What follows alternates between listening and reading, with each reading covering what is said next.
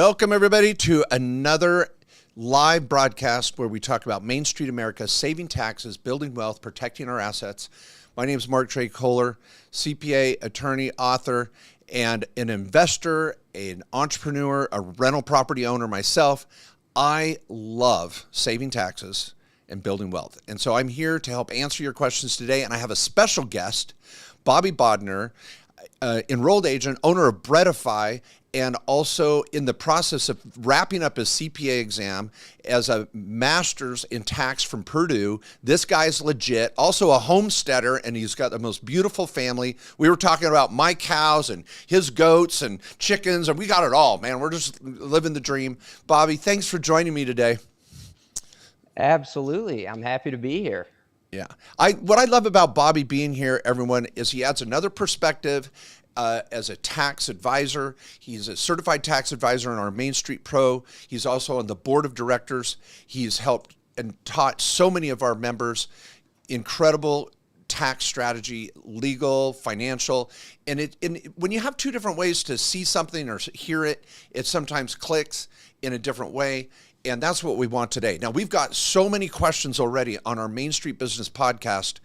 And I want all of you, wherever you're watching or listening, at YouTube, Twitter, Instagram, and TikTok, we got all four live right now. So please type in your questions. We'll try to get to you. We'll go rapid fire. We'll go till the top of the hour, and we're here for you.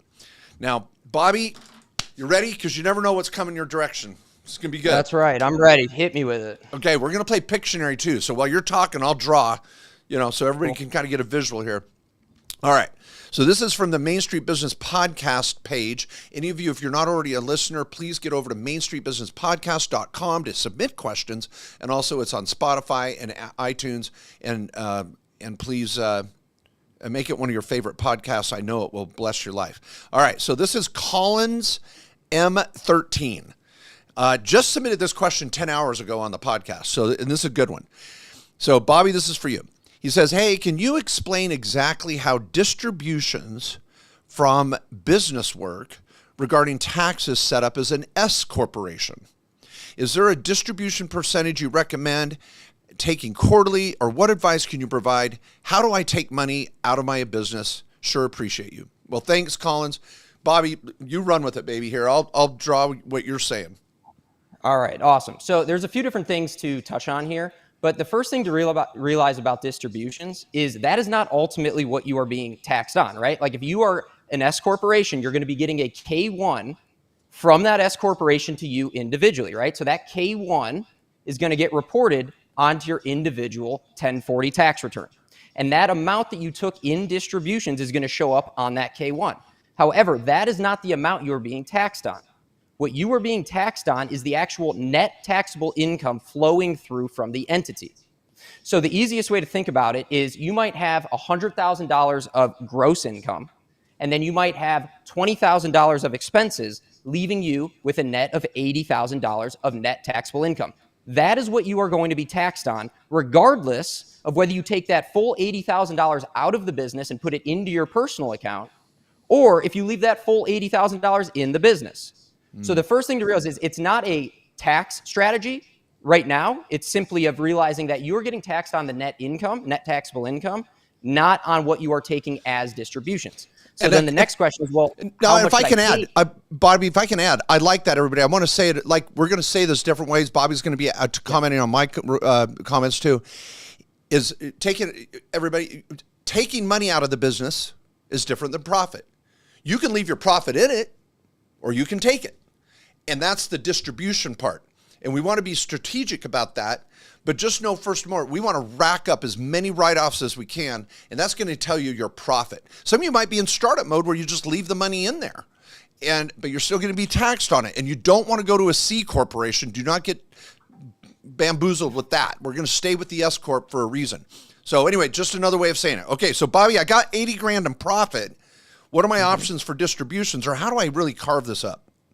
Yeah, so the first thing to then look at is what is reasonable compensation? Because you are going to be required to take what the IRS calls reasonable compensation. And yes, that is vague. I guess by definition, right? There is no definition of what is reasonable, but there are different ways of determining the reasonable compensation amount. So one of the time-tested ways that we've all come to love with Mark is his payroll matrix, right? So Mark has proprietary a matrix to help you determine, all right? I love that we got the Pictionary going, that essentially you are going to have some form of, depending on how much money you take out of the business, it's going to help determine how much you need to take as reasonable comp on a W-2. So when you have your S corporation, you're going to be getting two different documents that flow onto your 1040 tax return. One is the K-1 that we were just talking about. That's showing your net income. That's showing the distributions. And then you're also going to have a W-2. This W-2 is required. It's not optional to take a W-2 unless, and this is the one caveat, unless you take zero distributions. So if you take zero money out of the business, you actually can get away with taking zero reasonable comp on a W-2. However, most people are living off this money.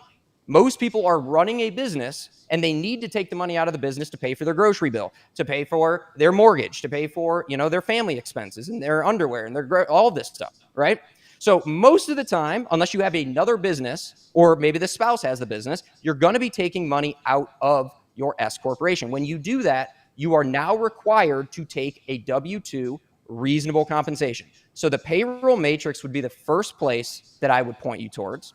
And there are other methods as well, right? You could look at what is the job that you are doing? Where are you located? Right? What is the rate that an accountant would make in the state of Texas in the Austin area versus what would you be making in Los Angeles? Or maybe you're a plumber and you're not an accountant, right? So you're looking at the job you're doing and what the reasonable compensation tied to that job is, and you can help determine a reasonable compensation figure. But I would point you to the first. Let me throw out, Bobby. We got about 30 questions already piled up here. I'm not going to go we could talk about this for an hour. So we got to hit the highlights. I'm going to say this to everybody. The reason why Collins 13 is doing this is if you do a sole proprietorship or an LLC, you're going to pay self-employment tax on every dollar that's coming out. And we don't want to pay that. So you want to convert to the S Corp to save taxes. And the break-even point is generally when you're making 50 grand or more, you at least want to be starting to talk about it. So in this point, I'll let you explain the matrix quickly here in a moment, Bobby, is everybody, we're going to take this W-2 and do it on paper. We're just going to claim how much our W-2 is on paper, but you can take distributions anytime you want. So I want to just say this in summary for Colin and anybody out there. If you have an LLC and you make an election to be an S Corp and you take out money every week, every month or whatever, keep doing that. That's okay. It's your business. Take as many write-offs as you can. Take profit out anytime you want. Whatever's left at the end of the year as profit is going to be on that K-1 after all the write-offs, home office, auto, and all that. Your distributions is going to be a different number. But we're going to take a percentage of those distributions and call it payroll. And when we do that, you only pay FICA on this amount, the F word. So either you pay it on everything as a sole proprietor or LLC, or we only pay it on this portion. So if we have 80 grand in distributions, let's say we take it all out, where do you go, Bobby? Let's wrap it up with an allocation that you think would be, kind of average here. Right. I mean, based off your matrix, you'd be looking somewhere around a 60-40 split, right? So essentially, yeah, like that. So the way that this matrix works is you're going to have based off how much money you're taking out of the business, you're going to have a percentage that you're going to need to take on a W-2 as compensation. But the more money you take out of the business, you're going to take more on the W-2, but it's less of a total percentage. So it'll be easier, rather than me trying to explain it right now, just due to time, to just Google this. It's all over Mark's page. Take a look at the payroll matrix, and this will help guide you at what is the minimum amount you need to take on a W-2 to remain reasonable in the eyes of the IRS. Yep. And so we might see kind of a 40% allocation, which would be around $32,000 in W-2 and another 50, no, that'd be 48 in K-1. And so when you do this, you're saving this 15.3%, this self-employment tax. Oh, sorry, everybody. Flipped around there. Okay. I don't know why it's doing that. Sorry. Oh, this thing here. Okay, we're going to skip the whiteboard. But basically on that 80 grand, you take about 30 or 40,000 in payroll and about 40,000 in net income. So now we just save 15% on that. So everybody out there, you'd save $6,000-$7,000 by doing an S corp.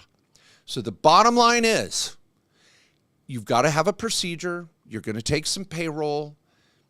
It's going to be a flow through. You're going to save money. And that's why we convert to an S corp. Every landscaper, online influencer, dentist, doctor, accountant, lawyer, contractor, realtor, we're all S corporations. It's not hard to figure out. Bobby's got good videos on this. I got videos on this. You can study up on it. It'll be great. Any final words, Bobby?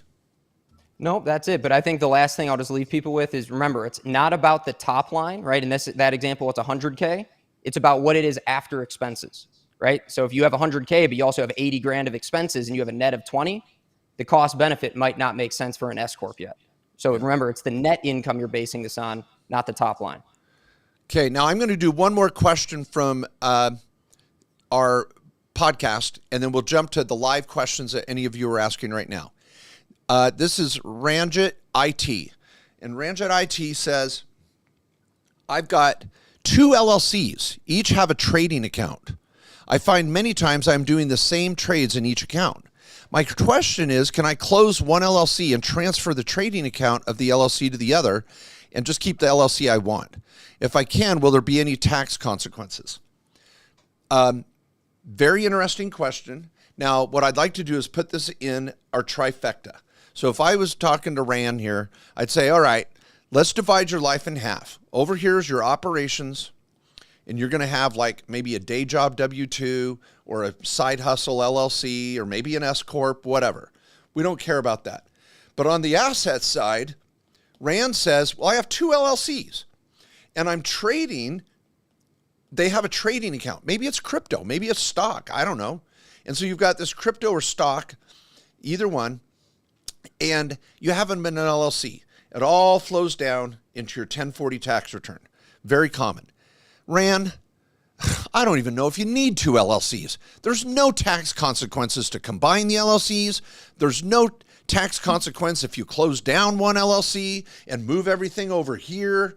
Can we leave it on the whiteboard while I'm explaining this? So you could close down the crypto or stock here and move it over to the other one. You could get rid of both LLCs.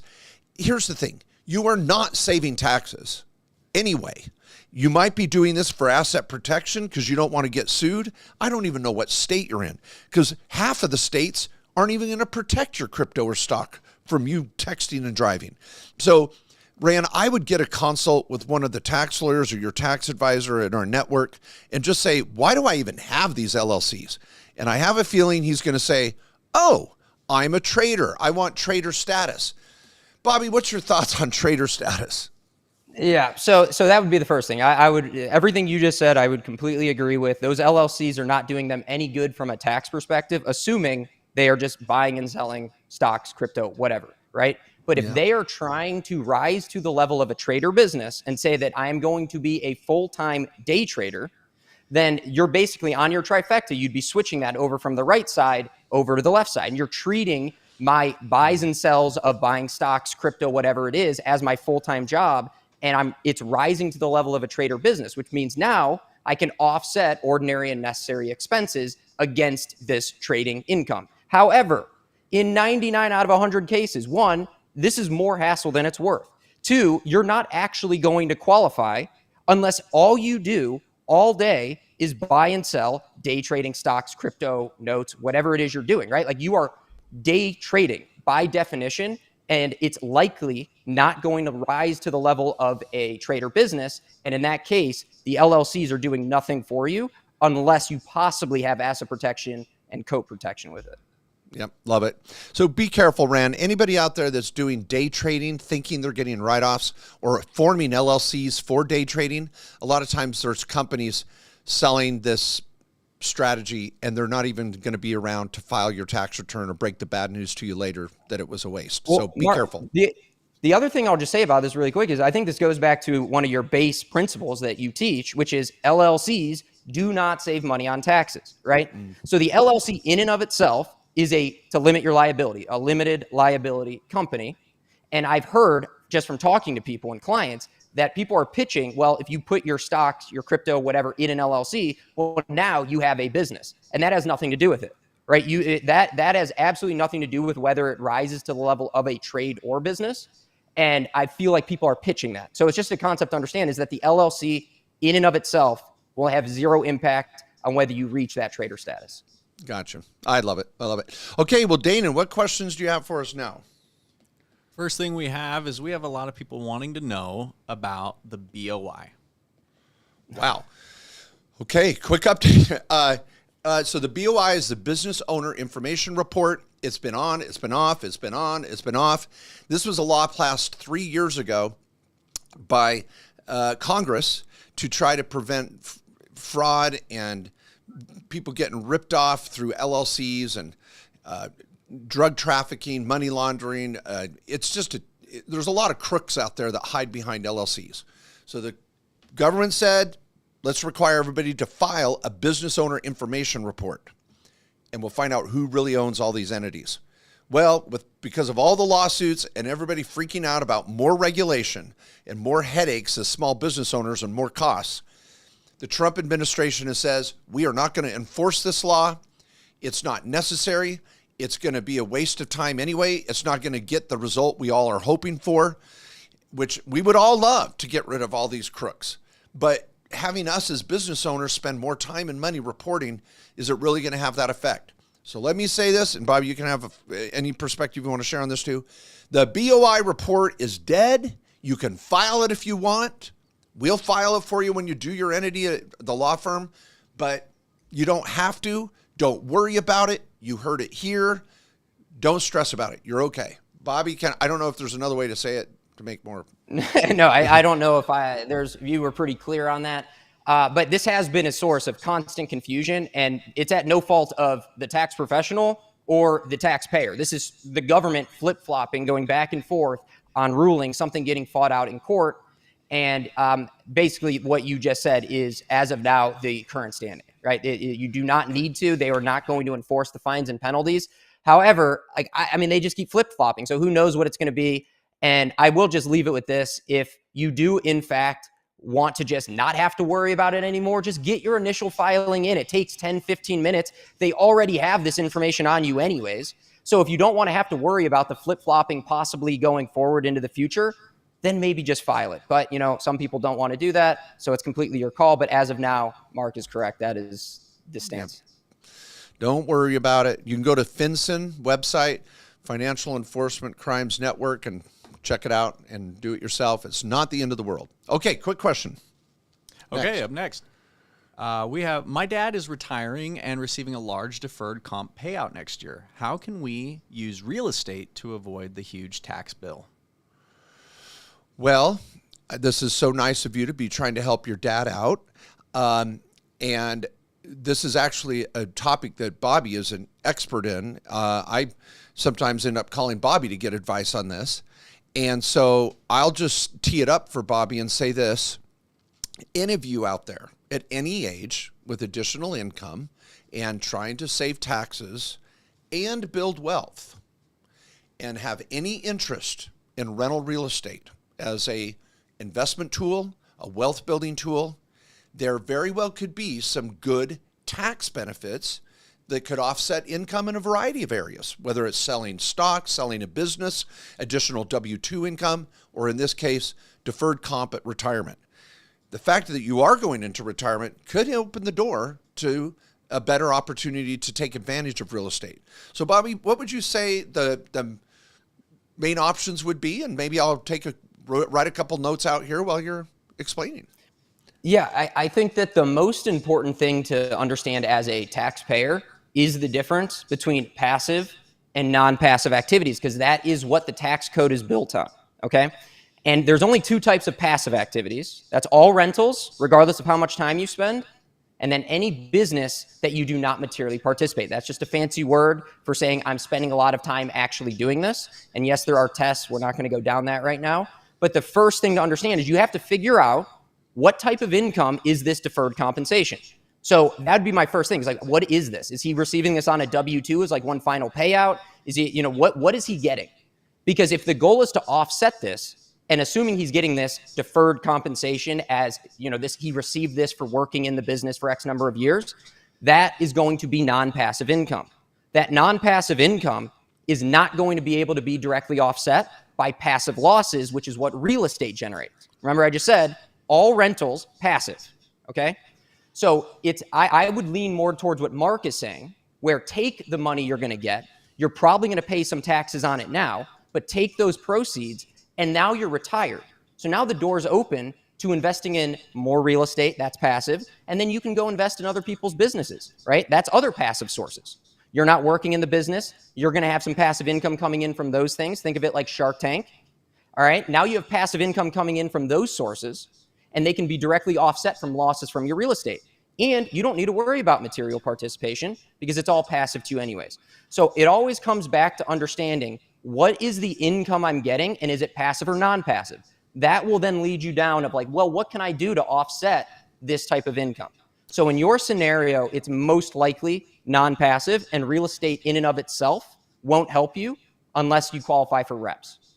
Yeah, so great introduction to this next piece is that if any of you want to find real estate deductions through depreciation, which is the typical strategy, where you're creating cash flow in real estate, it's growing in value, but on paper you're getting write-offs. That's what I think this person's asking about, is I've heard I could buy real estate and get write-offs to offset this income. So if you've got ordinary income, W-2, this deferred comp, any of you with a business, generally you're going to have to qualify as a real estate professional or your spouse, or use a loophole like short-term rental real estate.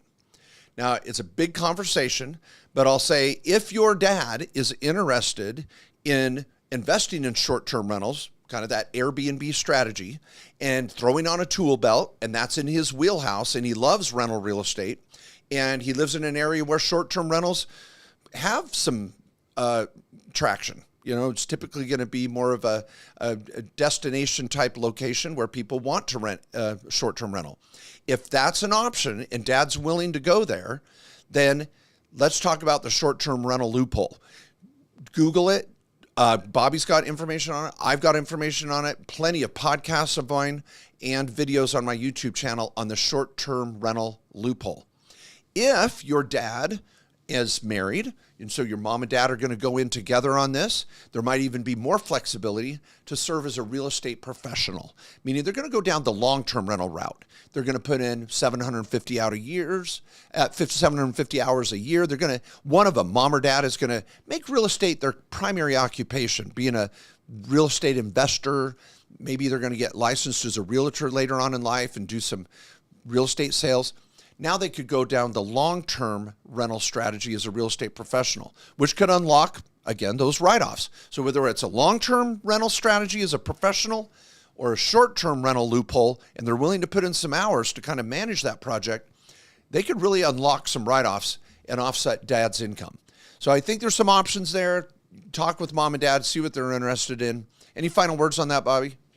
No, I mean, I think that's the main thing. But the thing I would point out is what hitting retirement is the holy grail, right? Because now you don't have that extra job. So it opens up the door. Maybe I do want to go do reps and I want to spend 750 hours being a real estate agent or a fix and flipper or whatever. Maybe that's, as you have no interest in that at all. What you could do is what I was just suggesting, which is take the proceeds you're getting, take your retirement funds, the funds that you have, and invest those in passive activities. That is real estate. That is any other business where you're going to be receiving like flow through income. You can go invest in a hair salon or any sort of business where you're not working in it. You're the capital partner, and you're going to get a K1. Hopefully that's generating income, right? So you're getting distributions in the mail, and you can use the losses from real estate against it, right? So that now you don't have to worry about working at all. No material participation requirement, and you've got money that's able to offset. And that is the foundation of all tax planning. You have money coming in from this source. How do I offset it? Well, I can offset it with this loss. Great. That is how you make money, not pay tax on it. The other way to not pay tax is don't make money, and that's called being poor. That's not fun for anyone, right? So that's the idea of tax planning is I'm making money over here. How do I offset it with losses from over here? I love it. And also what Bobby's referring to is more of the long-term play. Let's use dad's deferred comp in the most strategic way. Let's generate income with it. Let's not let the tax tail wag the dog. Let's not go chase a bunch of write-offs this year. And it's stuff that dad and mom are not committed to. And it's a bad financial decision, even though it may be good for taxes. So we want to make sure we're doing some good planning there. Next question, Danon. Would you still consider a Roth 401k even if you are in one of the higher tax brackets? And if so, why? Oh my gosh, yes.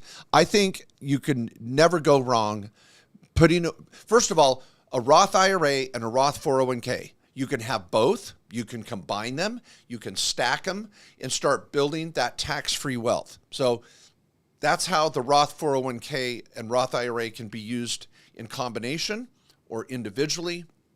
If you have a day job, you can elect to have it as a Roth 401k. If you have a small business, you can create your own solo 401k and elect it to be Roth. I love the strategy. That's point number one. Point number two is any type of saving is a good idea. We as Americans are not great savers. And I don't care if you're rich or poor, young or old, always putting away some money, and especially in a Roth format that's never going to be taxed, is super powerful. And especially for those in higher tax brackets. One of the best, I thought Bobby was going to say this earlier, but one of the best ways to save taxes is to not make money. Another way is to let your retirement account money make it for you and do it tax-free. And so the third point would be learning about self-directing and letting that Roth IRA, Roth 401k be self-directed. So, I mean, Bobby, do you recommend your wealthy clients to still do a Roth or, oh, you're wealthy now, don't save? No. Okay, so I would just think about it as you want the flexibility to have the Roth option. You don't need to put the money in the Roth this year. Maybe you're making a lot of money this year, and you're going to put it traditional because maybe you're in the 37% tax bracket Fed. Maybe you live in a high income tax state like New York or California or Hawaii or wherever, and now you're pushing up against 50% taxes. That might make sense to you. Let's hold off on the Roth this year. Let's put it in the tax deferred account for this year. You're getting a tax deduction. It's still in a tax preferred account, right? So you can invest it completely tax deferred. But what's better than paying taxes later?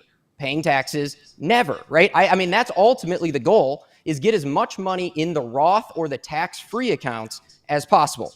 So my suggestion is if it's available, just know that like you can put some of the money in the Roth section, and then you could put some of the money in the traditional section. You can play around with it from year to year. So I would always have it be an option. But that doesn't mean you need to always put the money in the Roth. Maybe you want to do some tax deferred now because you're in a very high tax bracket, and then maybe chunk away later when you're in a lower tax bracket. So it's always a flexibility, and I wouldn't say it's this one way for everyone, but that's the way I would think about it, is having the option is the key part. Bobby, great perspective. And everyone, this is the beauty of being here today with Bobby, is that I come at it in one way, he comes at it in another way, and that's right. That's, I'm sure, why that listener was asking, I'm a high tax bracket. I shouldn't do Roth. They were implying probably I should do traditional. And Bobby's right. Maybe this year it's traditional. Next year you convert back. Chunk at it when your tax rate's lower. So love it. And I like also what you just said, Bobby, too. We don't do things in a vacuum. It's like, this is always what I should do, or I should never do this. It's being nimble and being flexible and doing some planning. And I know that drives some of you crazy, but if you meet with a certified tax advisor, they should be saving you 10 times whatever you're paying them. And I mean that. And if you want to get to our network, go over to markjkohler.com, go to services. Right there is the Main Street Tax Pro Network. You can interview, do as many discovery calls as you want, and find a tax advisor in your area or across the country. Just make sure they understand you and speak your language. If you need a consult with one of the lawyers, you can get a link to get to the law firm. We've got our trust company where you can self-direct. Bobby, on occasion, will take new clients. Get in line, because you want to be a client of Bobby's if you can. So I mean, how long's your wait list? It's not too bad, is it? Yeah, I mean, right now we're just trying to survive tax season, but once we get through April 15th, we'll be opening the doors again. And on that note, everyone, you actually reduce your chances of an audit filing an extension. If you're not happy with your tax preparer or tax advisor and you think you're going to owe, send in a little bit of money, file an extension, and get in line and start interviewing with some of these tax advisors that can give you actionable things to do this year. And maybe Bobby in the summer's like, all right, we're opening up for a few more clients. And now you're getting with a real advisor that's going to bring you ideas and not shoot down ideas. So, Bobby, I'm your biggest fan. All right, next question. Next question, is a loan from an irrevocable living trust, is a loan from an irrevocable trust, is all it says, to a beneficiary considered a distribution? No. But I mean, for how many irrevocable trusts do you even work on, let alone set up or manage or help? I mean, out of 1,000 clients, I might have 5 of them that have an irrevocable trust. I mean, Bobby, I don't know. It's almost like I feel like a consumer advocate warning people not to be into an irrevocable trust. Yeah, and so what I'll say about irrevocable trust is like this.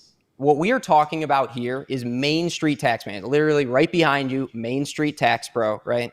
That is the irrevocable trust. When you start going down that path, that is much higher end tax planning typically. Some people might get missold an irrevocable trust when they didn't actually need one. But in the grand scheme of things, for the vast majority of Main Street taxpayers, the irrevocable trust is a path that you would only be going down in very unique situations. So I would just leave it there. And if you do want to consult with Mark's firm or a firm that is an attorney at his firm, that's who I would look at that in more detail to figure out what this district or what the loan was. Was it an arm's length transaction? Why was this happening? And that would help determine how the taxability of what that is.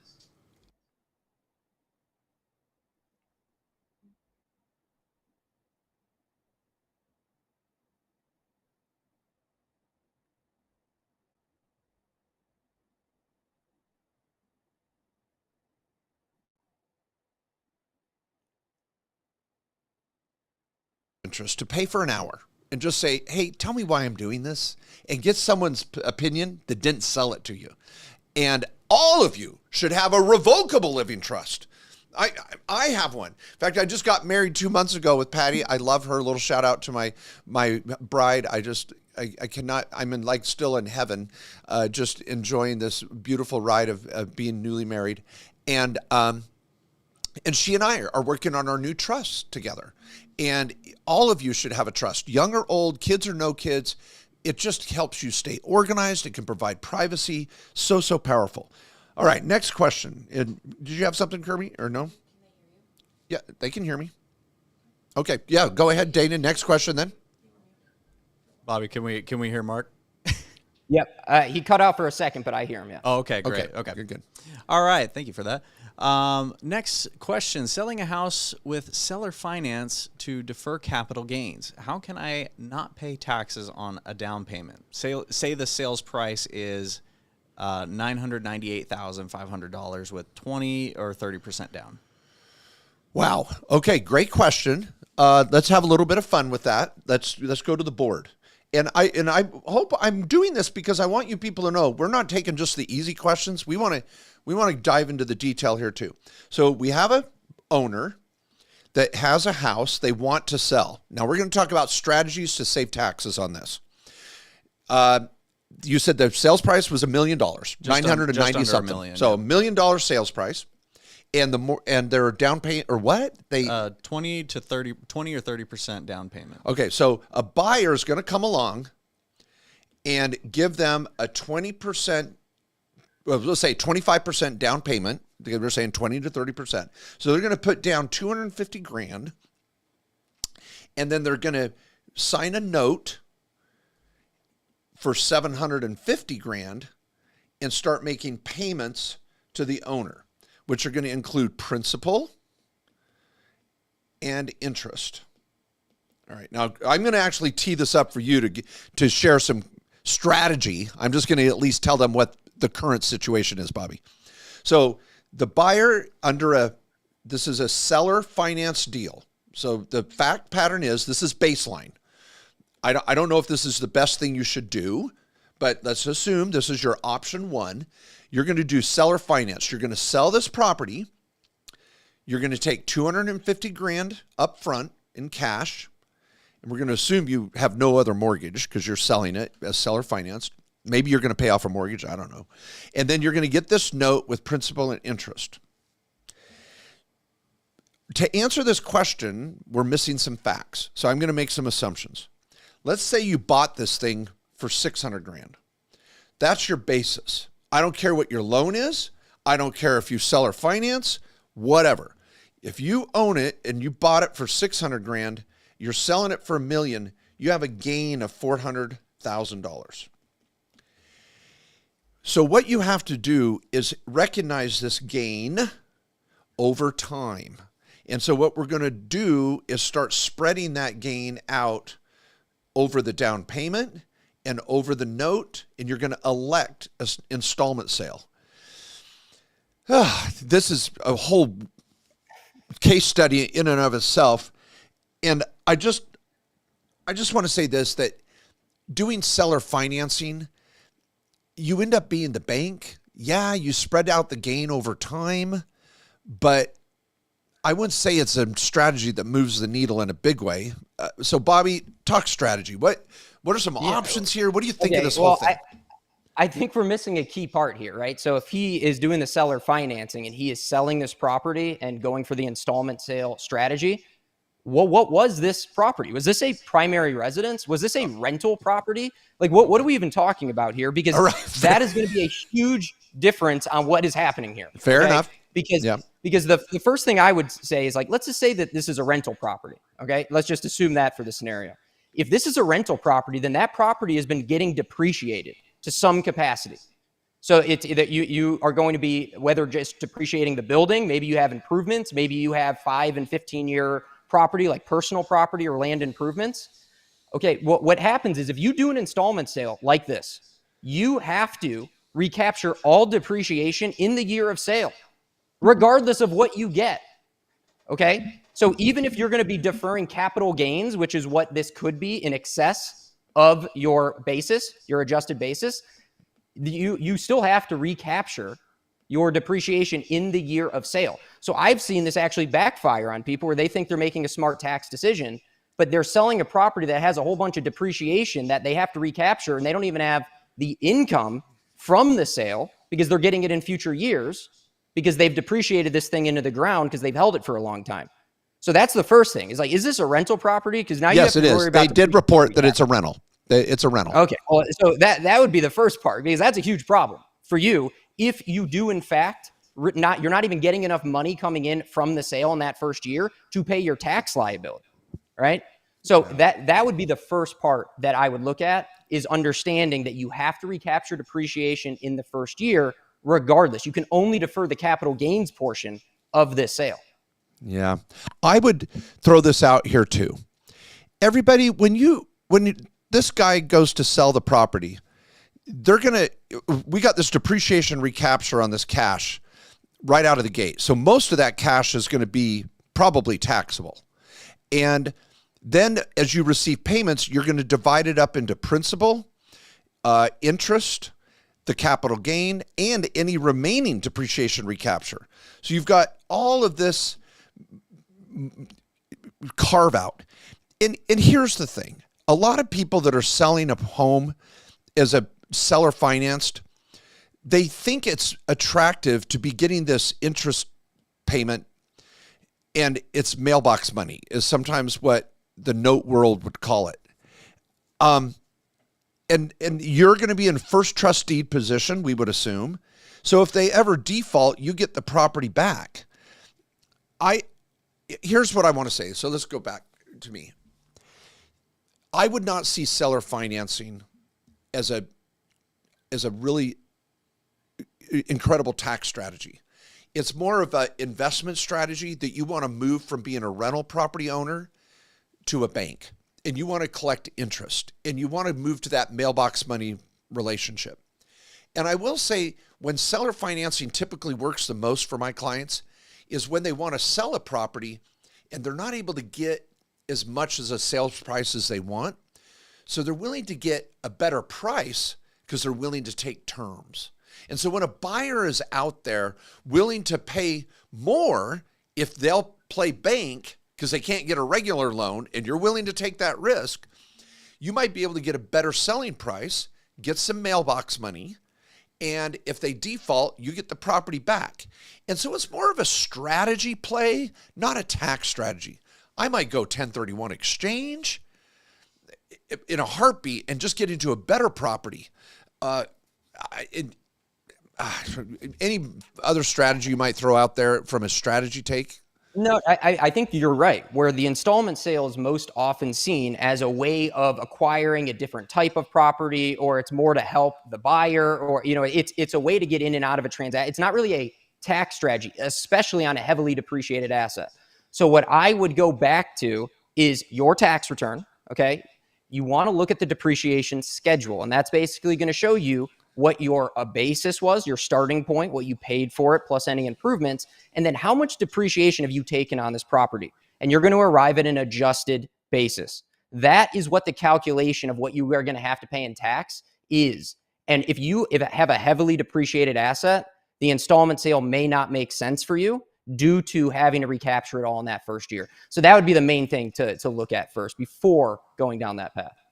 Got it. Love it. Okay, we've got another question here from Kirby managing the chat. I'll repeat it.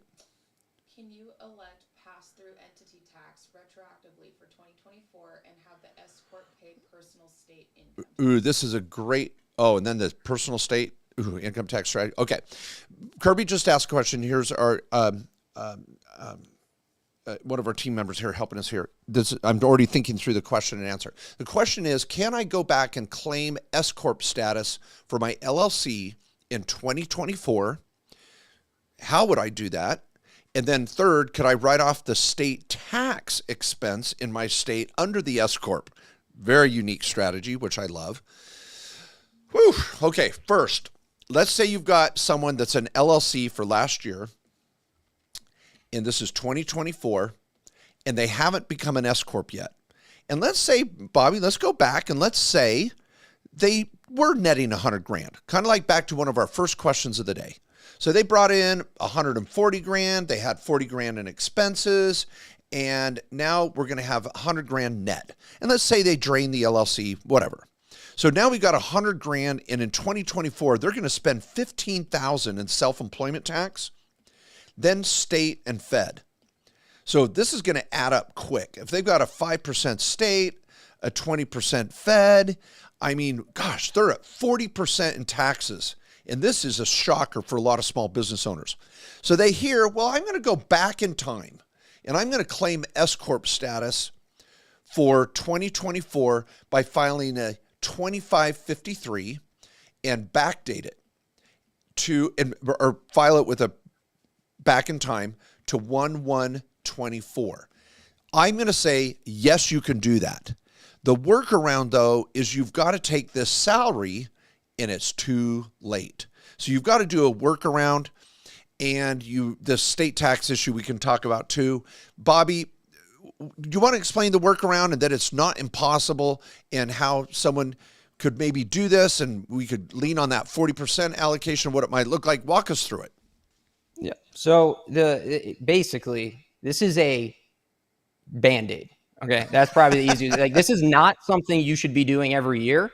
And doing it this way is a 1 year, my bad, I made a mistake, I'm trying to fix it and still pay my fair share of payroll taxes or self-employment tax in this first year. So yes, it is possible with the special revenue ruling. It's RevProc 2013-30. And you can go back in time. So the other key point here is, when was this LLC set up? Because if this LLC was set up, call it 7/1/24, this RevProc will only let you go back to the start of the LLC date, which is 7/1. So any income you generated 1/1 to 6/30 would still not be able to flow through your new S corporation. So assuming this LLC was established and set up 1/1/24, you could file the revenue procedure and the 2553 to go back in time and say, I meant to be an S corporation starting 1/1/24. And effectively what you're going to have to do is push some money out of the S corporation. And instead of putting it on the W-2 like you're supposed to do, you're going to put it onto a 1099 and then put it onto your Schedule C, as in Charlie, on your 1040. And that way you're picking up money. So basically the S corp gets the deduction, so you're not paying double tax on this. But let's just say you push out 50, 60 grand.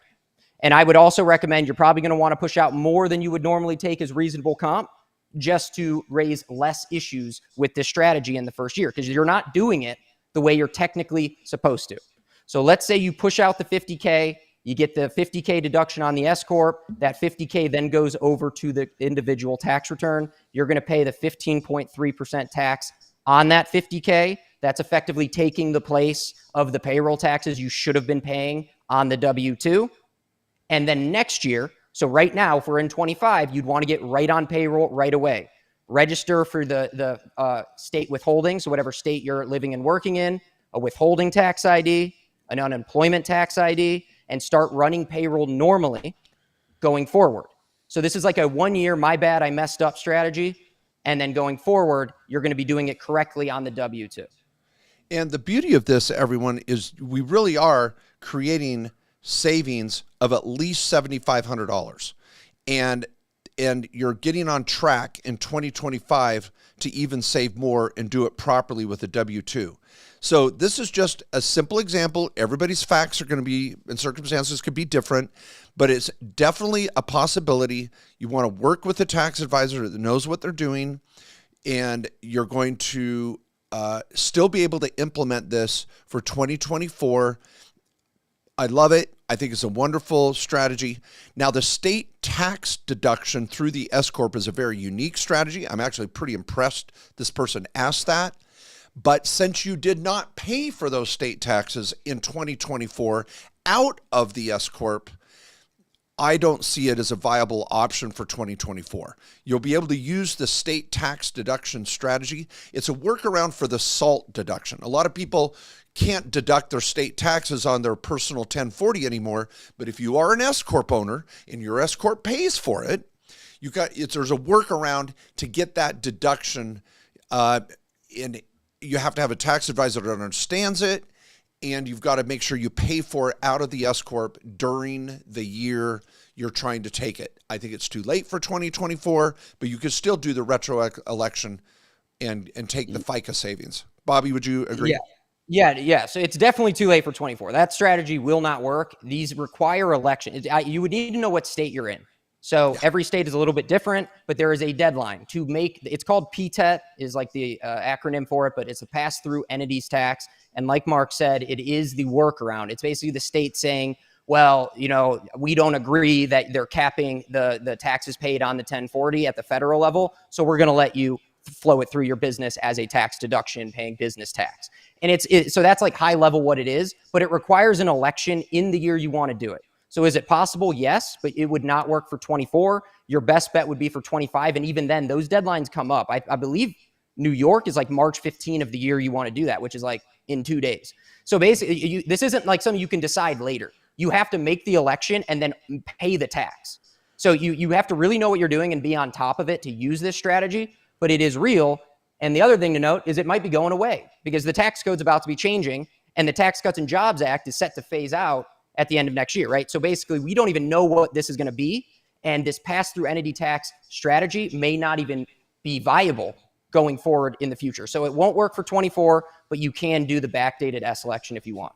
Great comments, Bobby. You nailed it.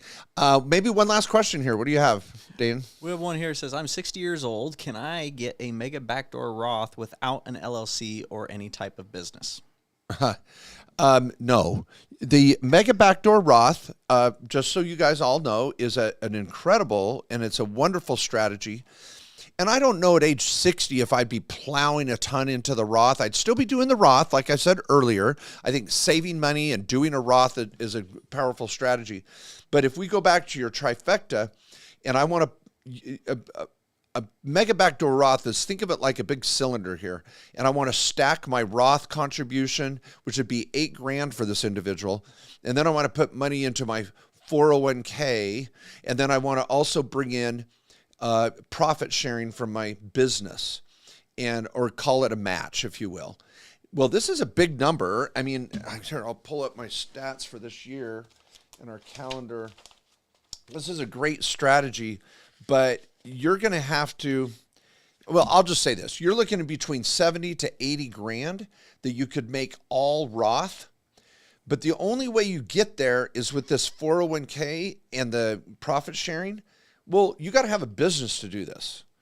And now clients that have rental property, we might pay a management fee, and we call it a backdoor contribution.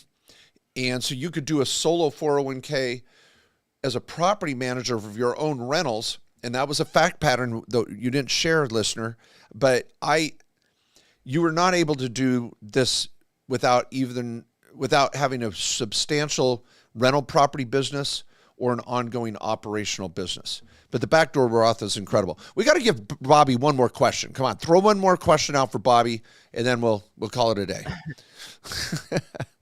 Well, Mark, can I get one comment on that last one that you just did? Yeah. So because there's the business route, which is typically where this is seen. But really what you need is earned income. Okay. So even if you have a W-2, I have seen some employers not only offer the Roth, but they offer the voluntary after-tax contribution.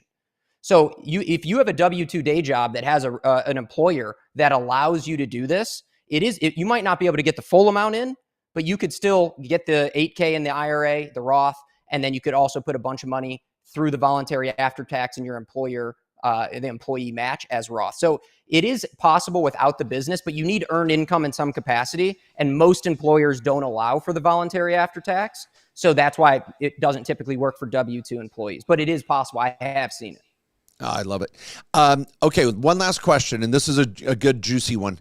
And the listener says, hey, I'm thinking of buying a G-Wagon at the end of the month for my birthday. Was it for their birthday too? And I presume for their business, because they said they want to take advantage of the 179. Is this a good tax strategy or a viable tax strategy, or what can I take as a deduction? Is it best to buy the vehicle outright or finance? Okay. Then he says, is it best to buy it outright or finance it? Now, I threw in the extra one of, is this a good strategy and should I do it? And then said, should I finance or buy it with cash? Well, I'm glad to hear they could buy a G-Wagon with cash, because that answers one of my questions. You better not be buying an effing G-Wagon if you don't have the financial wherewithal to do that. So I'm going to make a presumption here that they're fairly well off and they've got a fairly successful business. I'll let you comment for a minute before I tag back in. You got to tag me back in on this. Yeah. So I think all of this chalks up to what I like to call TikTok tax advice and the G-Wagon, people loving the G-Wagon, not because G-Wagons get special tax treatment, but because they fall into a different class of vehicle. So there's the 6,000 pound gross vehicle weight. So vehicles fall into different categories, of which if your passenger vehicle is over 6,000 pounds, it falls into a more beneficial bucket from a tax perspective. So is it possible to do what you're doing? Yes. However, are you going to get the tax benefits that you think you're going to get? Most likely, no. And it can actually cause more problems, especially if you're doing this in something like an S corporation. If you do this in an S corporation, well, you better hope that you have enough basis to take this loss in the first place. And without going into too much detail here, 179 is very commonly misunderstood, and it's often capped at what you can actually take. So if your hope is not to use bonus, because bonus is less now, and you're hoping to take 179 on this asset, then it's a very good possibility that you're not even going to have enough basis in your business by depreciating this $150,000 vehicle to zero, or as low as you can, business use percentage. You're not going to have the basis to actually take that loss anyways. And the 179 and with this vehicle, like I honestly don't encourage this at all. And I honestly don't like having clients put business vehicles on the books unless it is a 100% business vehicle. I'm talking like a delivery truck. I'm talking like a vehicle that is used to, like you're a contractor and it's your work truck and you're driving it all day for business. Because when you start putting mixed use vehicles, listed asset vehicles on your balance sheet, you're going to cause a lot of problems from a tax perspective and a basis issue. Great comments. And I want to answer your question. By the way, I don't care if you do cash or finance. From a tax perspective, it's irrelevant. The IRS does not care if you wrap the vehicle with vinyl. They do, and some cool phone number that does not increase the write-off. And financing or cash does not change the write-off either. It's, do you use it for business, and how much is a percentage of business use versus personal? Now, I'm not trying to talk down to you. I am so excited that if you have the financial wherewithal to buy a G-Wagon with cash, and it's your birthday, and you've got a successful business, and you can sustain that as a cost, knock yourself out. Enjoy. You know what? God bless you. If you're trying to do this with some sort of expectation for a tax benefit, it could be very precarious. And I would also just encourage you, even the most successful and wealthy clients of mine, let's think twice before buying a vehicle of this nature. I hope you're not buying new. Hopefully you're buying used. There's going to be a massive depreciation value kick on this buying new, driving it off the lot. I'd be very careful with that. And last point, if Donald Trump gets his wishes and we have bonus depreciation back to 100%, that's going to change this whole equation too. I'm much more interested in this, because if you're leaning on 179 wholly for this strategy, not good, like Bobby said.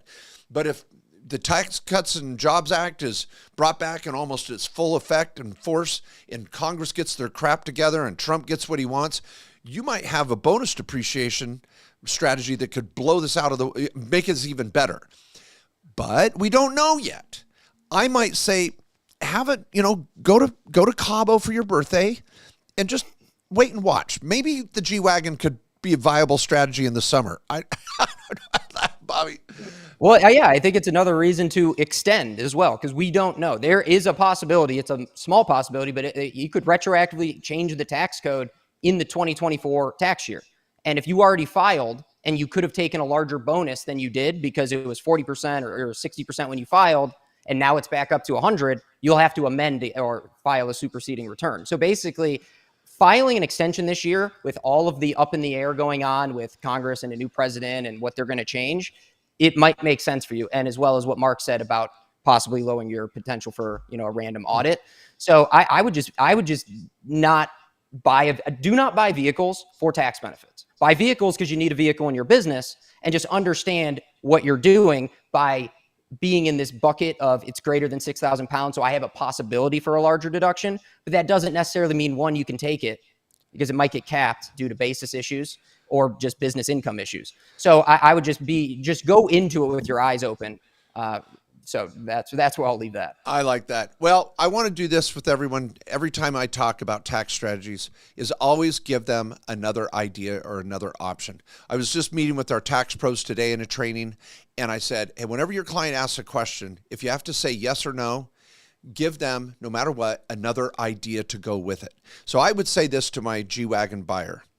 Hey, it's your birthday. You obviously have a business, or you wouldn't be asking this question.